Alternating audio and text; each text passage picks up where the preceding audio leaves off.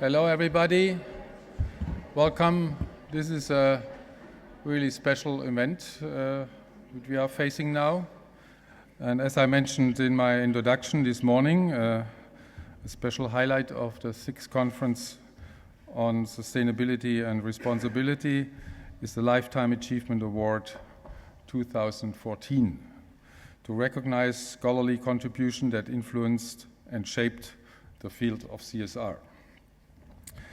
By talking to CSR scholars about who would be an obvious next candidate for the award, there was basically an unanimously agreement that it should be Professor Edward Freeman. His writing is basically on all reading lists of sustainability and responsibility courses in universities around the world. If it is not, it's not a good university. If you look at the corporate world, I'm amazed to see how the stakeholder theory has shaped companies' stakeholder management. It improved the ability of companies to focus on long-term, to be purpose-driven, to think systematically, and to work much more transparently and effectively in partnership with all stakeholders, not just shareholders. Before I get even more excited about Ed's work, I would like to give the floor to our two laudatores, Robert Phillips and Gerhard Pratorius. Robert Phillips will primarily review the academic contribution of Ed Freeman, and Gerhard Pratorius comments on the significance of Ed Freeman's work for the corporate world. Robert Phillips is Professor of Management in Philosophy, Politics, Economics, and Law. Very impressive, I think. At the University of Richmond, he was one of the keynote speakers at the 4th CSR conference 4 years ago. Robert knows Professor Freeman's work extremely well, since Robert was his former student, and both published joint work. He also known Ed Freeman very well as an individual. I'm very grateful to Robert that he agreed being one of the laudatores. Gerhard Pratorius is in charge of CSR and sustainability at the Volkswagen Group.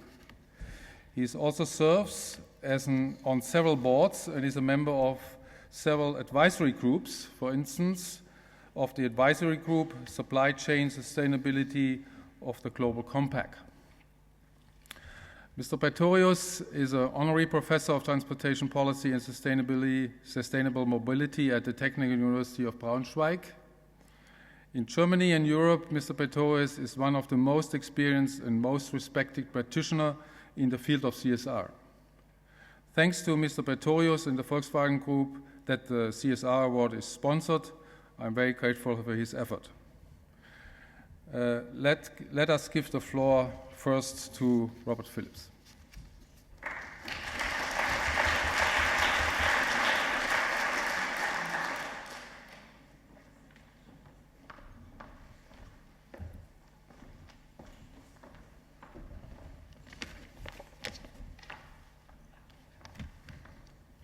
Thank you.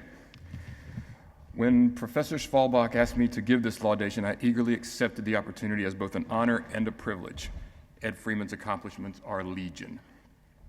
He's been the Olson Professor at the University of Virginia since 1987. He has more recently been designated University Professor, and to my knowledge, I believe he is the first Darden Graduate School of Business professor ever to be assigned university professorship.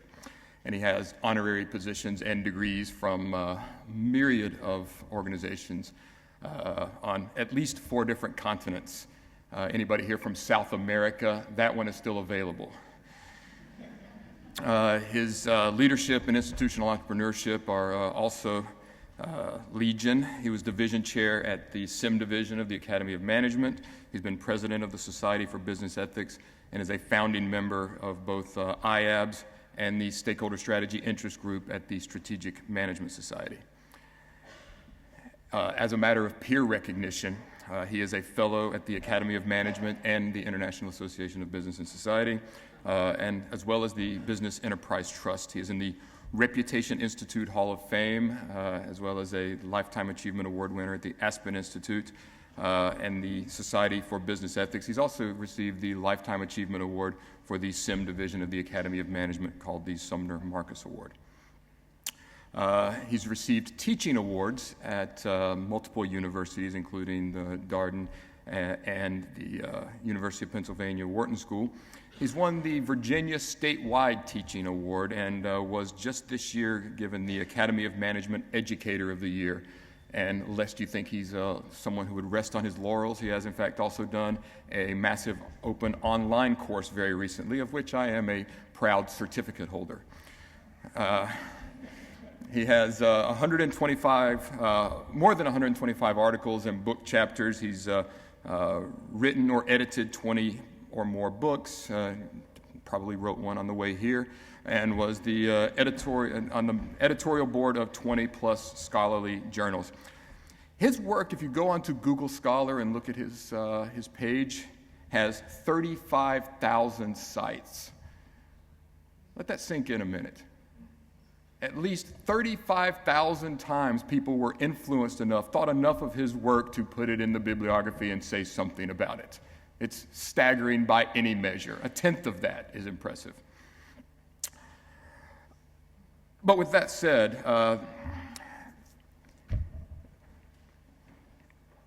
this is pretty remarkable, really, for a man from rural Georgia who was a math student with a PhD in philosophy.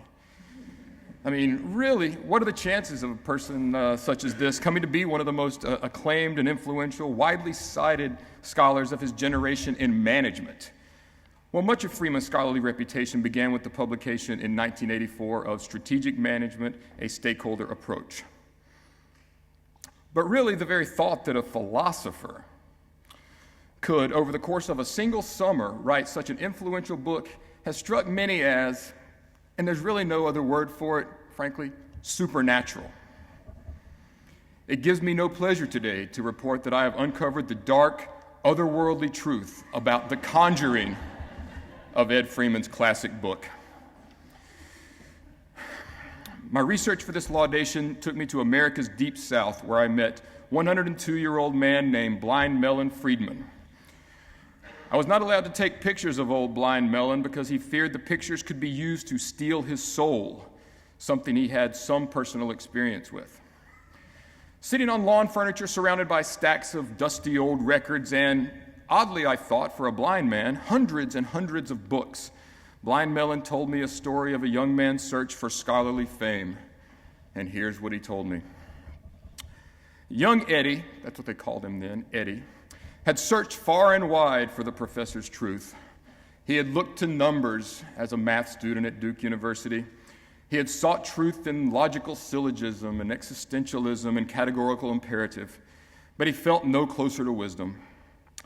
After a long night of looking for answers at the bottom of a bottle of old number 7, where so many truth seekers before him had ventured, he fell into a deep sleep. And during this sleep, he dreamed of a sparkling horse who spoke to him. And the sparkling horse told him to go to the Cameron Crossroads the next night at midnight. When there, he met a huge man with eyes the shape of bicycle wheels who called himself Falstaff. Falstaff gave him a strange machine the size of a suitcase that he mysteriously called SG. The machine had a keyboard, but there was no sign of paper or even anywhere to put paper. The idea of a typewriter that used no paper was, back in the 1980s, close enough to witchcraft to raise an eyebrow already. But there are two other matters to consider here. First, the best-selling electric guitar of all time is the Gibson SG. Here's some guy named Derek playing one. But no matter what you're thinking right now, this is not a story about bluesmen or blues guitars. The second thing I remembered after hearing old Blind Melon's story was that the second to the last line of the preface to the 1984 book says, quote, "My IBM personal computer Dora and my Osborne 1 SG should take credit for the typing of the manuscript." This has always seemed to me a lot of credit to give to a machine, really. Unless that is, the Osborne one, acquired from Falstaff at the Cameron Crossroads, is the real stakeholder guru in this story. Now, old Blind Melon was a known exaggerator, and it's hard to say how much of this story is true. For example, there is no evidence that photography facilitates the theft of souls, though the global explosion in selfies bears obvious marks of demon possession. But if not the work of a word processor from the underworld, how else to explain that there are 6 times more references to Freeman's 1984 book than there are copies of the original book in existence? And in fact, Freeman has more cites to his work than the entire Journal of Business Ethics Quarterly, though there is some double counting, as 4 of the top 15 articles are his work. But just to give him his credit, to play Dewey's advocate, we should explore other, more earthly possibilities as well. It's possible, for example, that his training in philosophy allowed him to see the relevance of ethics and values to management and management scholarship in ways that those specifically trained in economics-derived disciplines were blind to. Though teaching and research on ethics and responsibility has become commonplace in schools of business today, the environment for most of the preceding 3 decades was characterized by suspicion, disdain, and frankly, hostility. For many in this room, the fact that we have ethics discussions in business schools at all is due in large part to the efforts of Freeman and a dozen or so others who essentially founded and legitimized the discipline of business ethics in business schools. And the diversity of Ed's interests and novelty of his insights have continued through the years. While remaining deeply enmeshed in a myriad of ostensibly distinct scholarly areas, the questions he asked have always been driven and anchored by considerations of managerial practice and pragmatism. And he combines these intellectual pursuits with full engagement in his own world of practice. His thinking has been influenced over the years by cooking, martial arts, handball, and theater, just to name a few. And he has most recently tested his ideas against the harsh backdrop of the music business, co-founding a record label, Red Goat Records. Though it should be said that his becoming a music executive and the clear sense of pagan sacrifice in this logo have not helped his defense against old Blind Melon's charges of soul-mongering. In addition to the diverse interests that have been the key to his originality, Freeman has also been unrelenting in his advocacy of his particular brand of values-based management. It makes me tired just to think about how many speeches, lectures, and conversations he's had about stakeholder theory. Ed managed to stay the course even as business thinking took a turn toward methodolatry and into the hegemonic cul-de-sac of the late 1900s and early 2000s that continues in some places to this day. Lesser men would have given up in the face of such hostility, but I am here today as a testament to Ed's persistence in defense of a good idea. In the course of explaining his vision of capitalism and free markets, he has heard some objections so frequently in his myriad conversations that he has given them names. These objections come from across the political and ideological spectrum. For example, he has objected more than once to what he calls the business sucks story. Versions of the business sucks story can be found among socially progressive critics of business and capitalism who believe that business as such is the problem rather than the actions of particular businesses and specific business people. Ed staunchly maintains that free market capitalism is the best system of value creation and trade currently available to us and perhaps the best ever. In the world of business ethicists, holding the line against the business sucks story itself can be a full-time occupation. Far from here, however, on the political spectrum are those who succumb to what Freeman has called the separation fallacy, the belief that there are business decisions on one side, ethics decisions on the other, and never the twain shall meet. For Freeman, business is shot through with ethics and values. Ignoring the centrality of values to business decisions, that is to say, asserting the separation fallacy, is to intentionally make inferior decisions on both parameters. Among Freeman's lasting contributions is to name this fallacy and make us all more vigilant of its insidious effects. However, I would be remiss if I didn't briefly mention the limits of persistence. As Mark Twain once said, if at first you don't succeed, try again, then quit. No use being a damn fool about it. And Freeman has lessons for us here as well. He has dashed the hopes of more than a few aspiring scholars through the use of the ultimate pragmatist critique, that's just not a very interesting question. And Freeman and I have had versions of this conversation for now over 20 years, and it always makes me nervous to persist in a direction that he is determined to be fruitless, that is to say, not interesting. This is because I suspect in most cases that he's been down that road and visited that dead end personally. In fact, those of you who are interested in measuring CSR more precisely or measuring stakeholder engagement more quantitatively, ask him to tell you sometime about FIJs and UIJs. The ultimate testament to Freeman and his ideas, however, is the extent to which others have taken up and advanced the ideas, though not always in directions he would agree with. This speaks to the fertility of his original ideas themselves, but also speaks to Freeman's remarkable generosity. One time-honored tradition for making one's ideas seem more influential is to force graduate students to follow up and test, and most importantly, cite the foundational work of the professor, Dr. This has never been Ed's approach. Instead, he draws both the curious and the critical into his ideas through openness and active engagement with living ideas. He then convinces them through a combination of patience, the previously mentioned persistence, and inspiration that they themselves can contribute to improving their world. This has proven far more effective than the force-feeding method adopted by many so-called influential thinkers. I've already mentioned the 35,000 sites. By my count, Freeman has co-authored with at least 46 different people over the years, with only a small percentage of them being his direct students. And this brings us back to SG. Irrespective of where he got the original fire of inspiration, Ed's visionary thinking has always been years ahead of his audience. With disconcerting, even preternatural frequency, I've arrived at various crossroads of my own along paths that have been, let's just say, unpredictable, only to find Ed and his thought waiting there. And I'm not alone. With nothing more or less magical than good ideas, generosity, and the force of will, he continues to lead generations of scholars and practitioners toward finding their own paths and making the world better than we found it.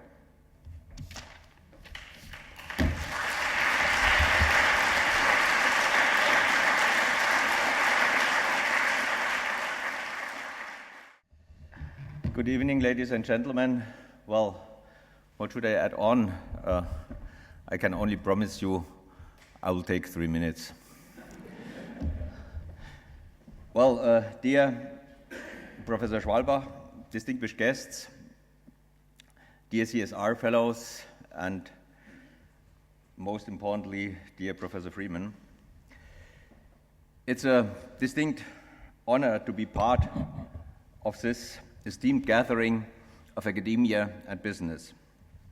And the Volkswagen Group is very delighted and proud to support this Lifetime Achievement Award of CSR.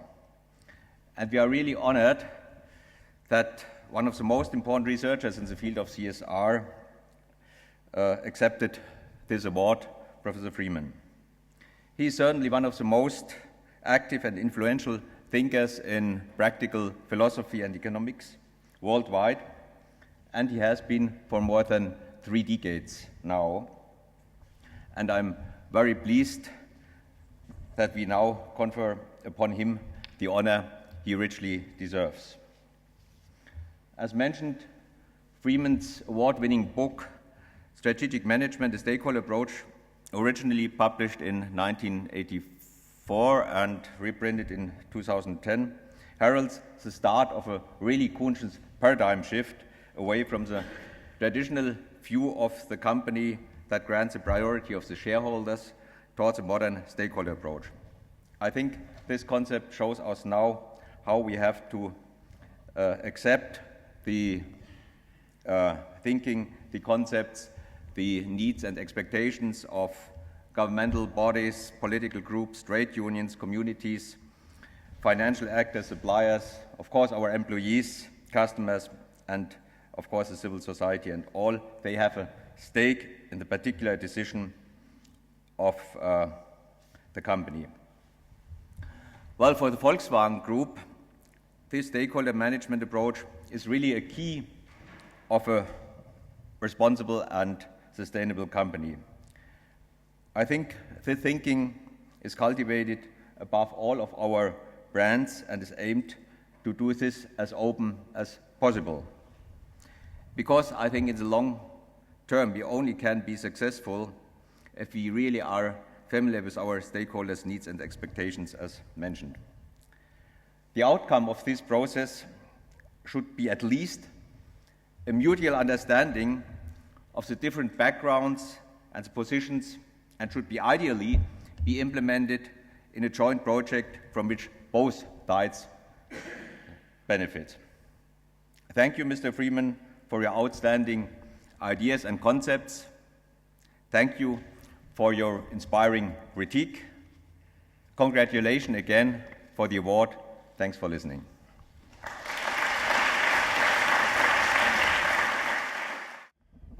Humboldt University zu Berlin, School of Business and Economics, Institute of Management, 6th International Conference on Corporate Sustainability and Responsibility, Lifetime Achievement CSR Award 2014, presented to R. Edward Freeman for scholarly contribution that influenced and shaped the field of CSR, October the 8th, 2014.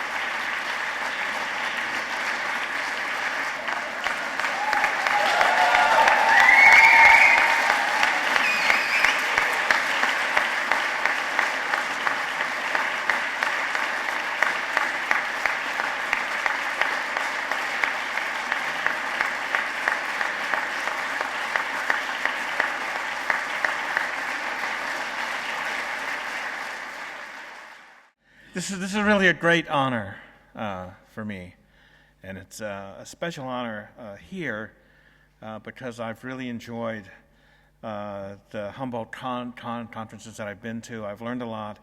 I've made some friendships that will last a very long time, and it's very nice to see them here this evening, and very nice to have made lots of new friendships over the last day. I want to accept this honor on behalf of all those pioneers who really have not gotten the credit that they deserve, who really were the scholars who invented the ideas that I simply tried to put together on their work. And the scholars, many of them that are here, who are leading what I think is a revolution in business, and the companies who are in the middle of doing this, that are really creating a better world by understanding that what they're doing is creating value for stakeholders. I think we're in the midst of a conceptual revolution. I think we're in the midst of something that is no less important in business than the Copernican revolution was in science. This takes time, and it won't be completed, certainly not in my lifetime.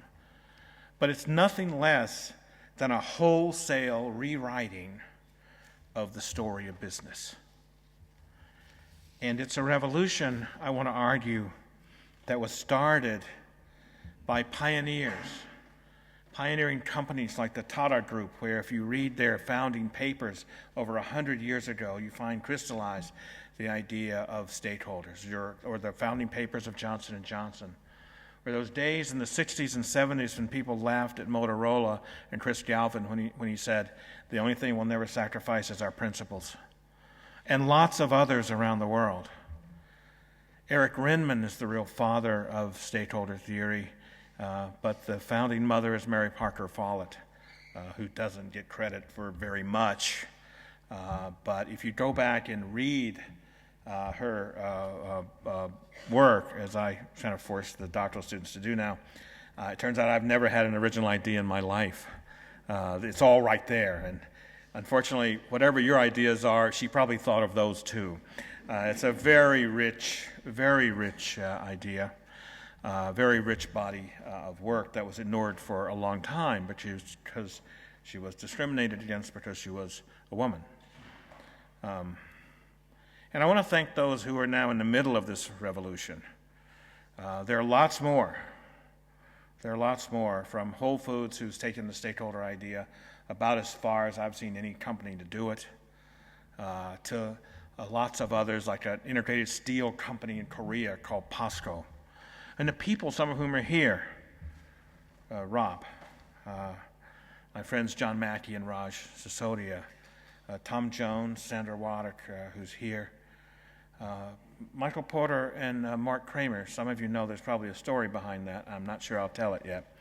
And Jeremy Moon, Dirk Matten, Andy Crane. I could have mentioned 100 other people here that are in the middle of creating, again, no less than a thorough rewriting of the story of business. We listened today to others like John Elkington and Tima Bansal, and we're listening to Bob Eccles. We've listened here to Simon Zadek and C.B. Bhattacharya, and lots of others who we all may have slightly different ways to understand this, but we're all on the page of trying to make business better. I've often said we can be the generation that makes business better. I say that as sometimes I think I'm the last capitalist on the face of the earth, because I actually think that capitalism is the greatest system of social cooperation we've ever invented. And let's just say that again, it's the greatest system of social cooperation we've ever invented. It's about how we create value and trade with each other, and how we've managed to do that for a very, very long time. If you don't like calling it capitalism, or call it free enterprise, or call it business, I don't really care about that. Not everyone on this list, or certainly here, agrees. In my view, that's what makes this revolution strong. What makes business work is not that everybody agrees, that everybody's aligned. What makes business work is that there's conflict, and we can figure out how to use the one infinite resource we have, human imagination, to dissolve and solve those conflicts.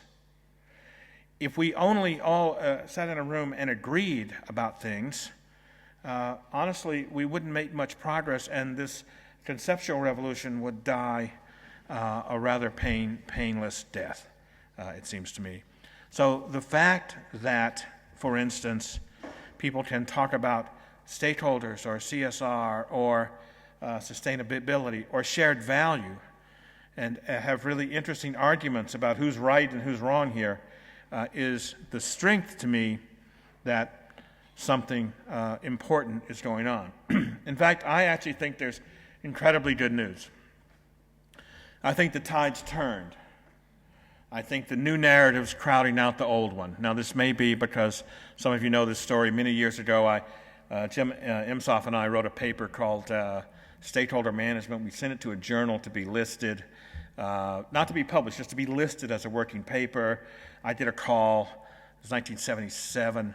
I did a call that says, we'll list your paper, no problem, but there's a typo in the title. It says stakeholder management. We know you mean shareholder. We'll change that. Don't worry about that. And I said, please don't. And so it doesn't take much for the tide to turn for me, but I actually think that's true. You know what the old story is. The old story is basically business is about profits and the money. It's a bunch of, pardon my language, but I'm a rude American and I embrace that. It's about being a greedy little bastard about trying to do each other in.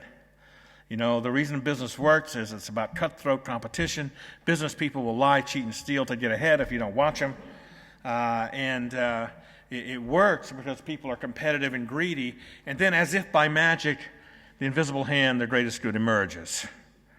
If you don't identify this story, I invite you to read the newspapers or listen to the news or probably talk to your children's teachers and friends. You will hear this story. It is what Rob suggested is the business sucks story. And it's there. It's there on the left. It's there on the right. It's the idea that what makes business work is the money. I think this story is badly mistaken on a number of counts. I've talked about that before. I'm not going to go into that again. I'm only going to say that, thankfully, there is a news story. The news story works roughly like this.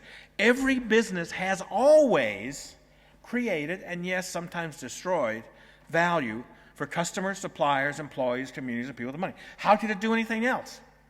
That's the unit of analysis here I want to suggest.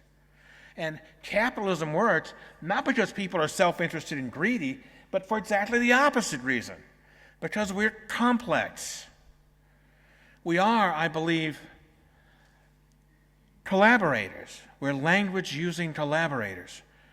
Evolution selects us for our ability to collaborate with each other. And it seems to me, far from red in tooth and claw nature, human society is a society of abundance when we take into account the fact that we can use our creative imaginations to do unbelievable things. If any of you have children, you know right away that the idea that human beings are greedy and selfish is false. If that were true, we'd never have more than one child because it's too much trouble. And sure, some people are selfish. Most of us are complicated. We're self-interested and other-regarding at the same time. Leaders understand their role not in telling people what to do, but in enabling others to do great things. And when free people can figure this out, how to collaborate responsibly, society flourishes. I've said this in lots of different ways. I've talked about sort of principles, etc. The first principle just says businesses create value for stakeholders. The second principle says this really works when businesses have a purpose. Nothing makes me angrier than to listen to the purpose of business is profits. I'm a philosopher, as Rob said. And by the way, just to add on that story, when I announced I was getting a PhD in philosophy, now we grew up poor, farmers, and my father said, he was not an educated man, but a smart man. He said, oh, yeah, great, PhD in philosophy. They're opening a bunch of philosophy factories out by the road here. You'll always be able to find a job. So that was an interesting conversation. To say that the purpose of business is to make money is like saying the purpose of life is to make red blood cells. Look, I got to have red blood cells to live. But it doesn't follow that the purpose of life is to make red blood cells. Even if I have some problem and I have to worry about making red blood cells. I'd say I've had a surgery, I've lost blood. You got to worry about making red blood cells. But it still doesn't follow that's the purpose of life. Business must have profits to survive. It must have profits at what our finance colleagues call the weighted average cost of capital. There's a complicated formula for figuring out the weighted average cost of capital, and that's their gig. That's cool, but it's always about 10%. And that's fine. I'm gonna not. I don't want to spoil their gig by telling you that if you use 10%, you'll be just fine in that. Stakeholder interests are not just conflicting. I originally thought and spent a lot of time, and that's where the mathematical stuff came from. I wasted a lot of time thinking about, well, they're stakeholders more than shareholders, and you got to figure out how their interests conflict and who has priority. And I come to see that as not the main insight of this area. The main insight is that, especially in well-run companies, stakeholder interests are joint. You have to figure out how to get them going in the same direction without making trade-offs. Making trade-offs is the easy way to do it. But when I have a conflict, how do I figure out how to solve that conflict so that both win, or that all win? It's what John Mackey calls win, win, win, win, win. You're constantly trying to figure out how that works. Doesn't mean you don't ever make trade-offs. It does mean you look for how the collaboration can turn into a win for all. This means that when you find conflict, that's a good thing, because conflict means there's a place for value creation.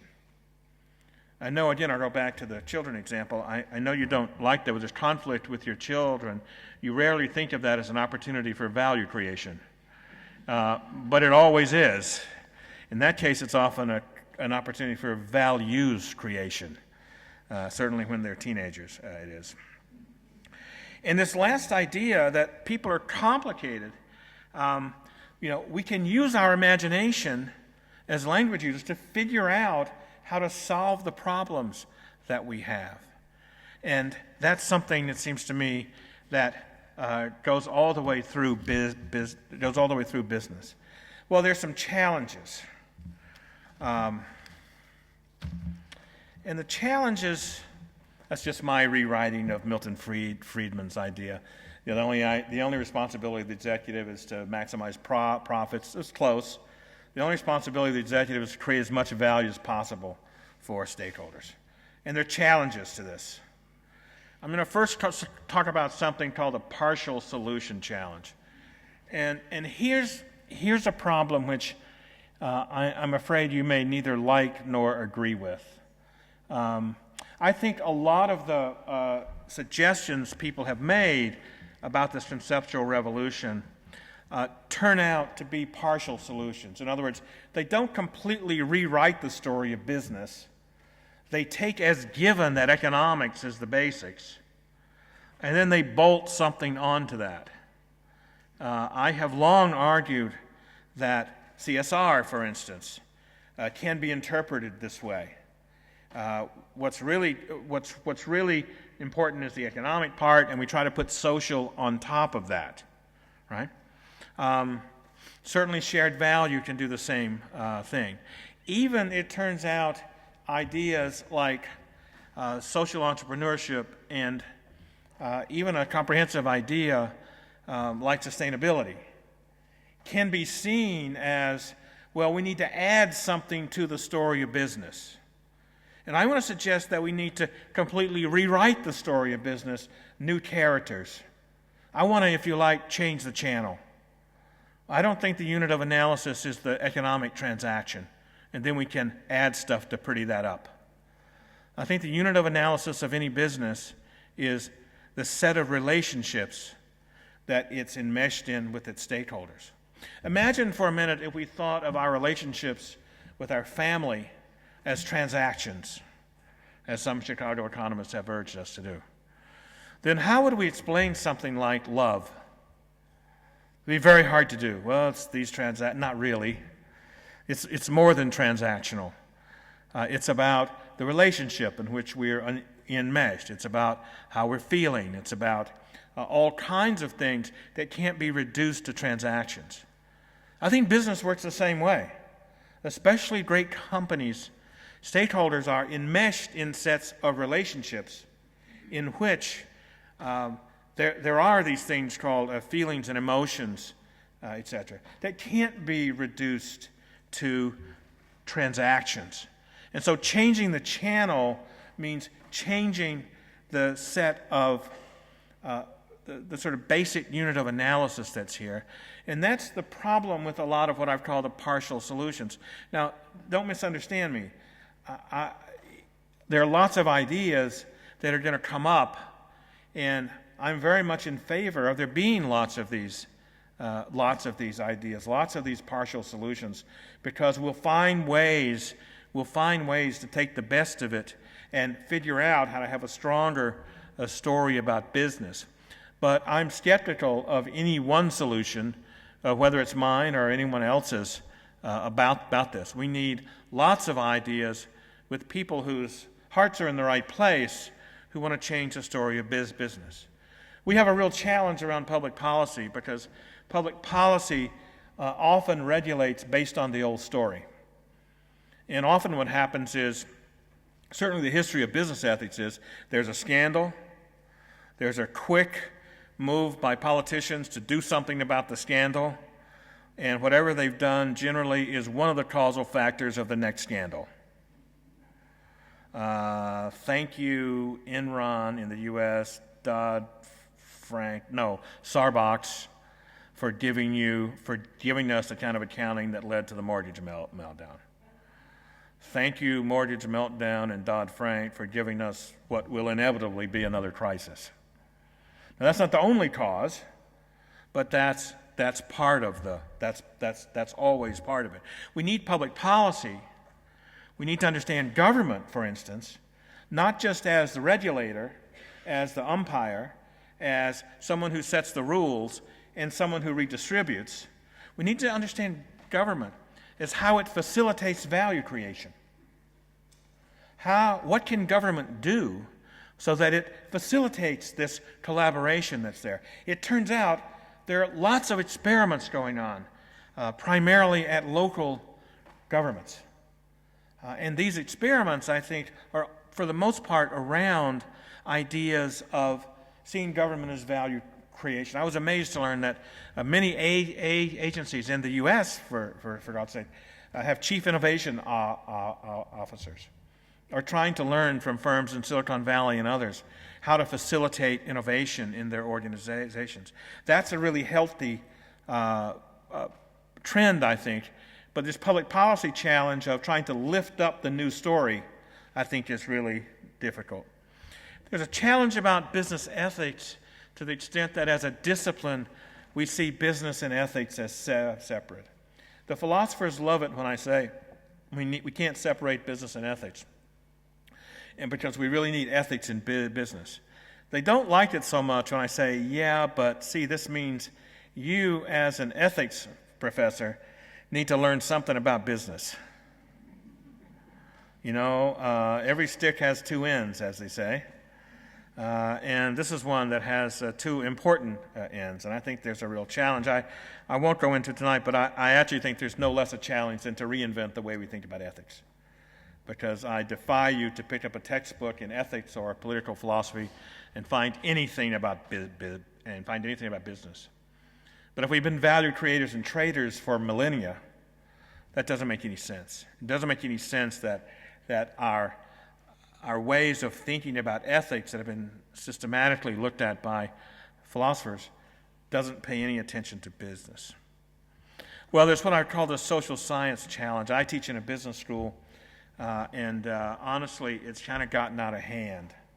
This self-image of business school professors and management professors as white coat-wearing scientists, of only wanting to publish in A-star journals. Some places even have lists of journals. I don't know if that makes any sense to you or not. I'm a philosopher, and I just have to tell you that the idea that where something's published is an indication of its truth or usefulness is just an idea I can't get my mind around. And it looks like that's where the world is going. I've often said, and business schools are leading this challenge, I often said positivism in philosophy, the idea that the only thing that's true is what you can verify by data in the world. Positivism in philosophy died in about 1930. Certainly by 1950, it was completely dead. And I arrived at a business school for the first time in 1975, found it alive and thriving and growing as it is today. Business schools have been the leaders in this, and here's the result. I don't think there's a single manager or executive out waiting with bated breath for the latest top journals. At least I don't know any of them. Gee, I wonder what they came up with in organization science today. That's a problem. When you teach in a professional school and none of the professionals think what you're doing is useful, that would kind of get my attention. Gee, you know, it's great, but I don't know about these cars. Right? That would be a problem. It seems to me. We have to reinvent ourselves. We have to reinvent ourselves. We have to reinvent our business schools. To reinvent our business schools, we have to pay attention to what human beings are, both the good and the bad, both our complexity and our simplicity. And for my money, we have to spend much more time understanding the creative arts, music, literature, theater, art, and developing the side of us where we are completely, fully human. When we can see capitalism and business as a place that lets us bring all of our humanity. You know, I don't know many companies who have a little desk. You walk in and you go, hey, I'd like to check my humanity for 8 hours. I'm going to be a greedy little bastard trying to worry about shareholder value. But I'll pick it up at the end of the day. I don't know many companies like that. In fact, I don't know any like it. Maybe I haven't spent enough time on Wall Street.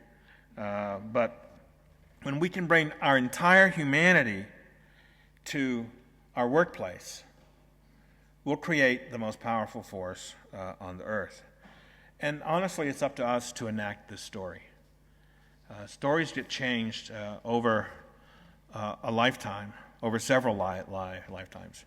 Mary Parker Follett had a hard time getting a job, publishing, having people read her work. I'd like to think she wouldn't have that problem today. She'd have others. Discrimination by gender has not gone away, but we've made some progress in the generations that have emerged. And so I would ask you to think about progress not as it's going to change tomorrow, but we're going to be the generation that changes it, to turn business into an institution of hope. We need to do this for no other reason than for our children. If we aren't trying to make, I know this sounds hopelessly idealistic, but I'm not going to apologize for that. If we aren't trying to make our businesses, our institutions, places for our children to live in, we've just got the bar too low. And certainly as academics, if we're not willing to do this, honestly, we don't deserve the great privilege that we have.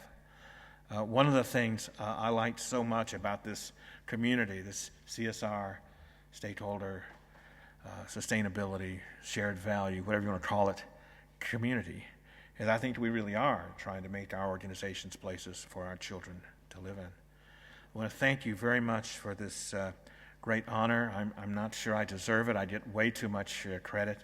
As I said, the real pioneers of this are other people and the hundreds of people doing work on it today. But I am deeply grateful. Thank you very much.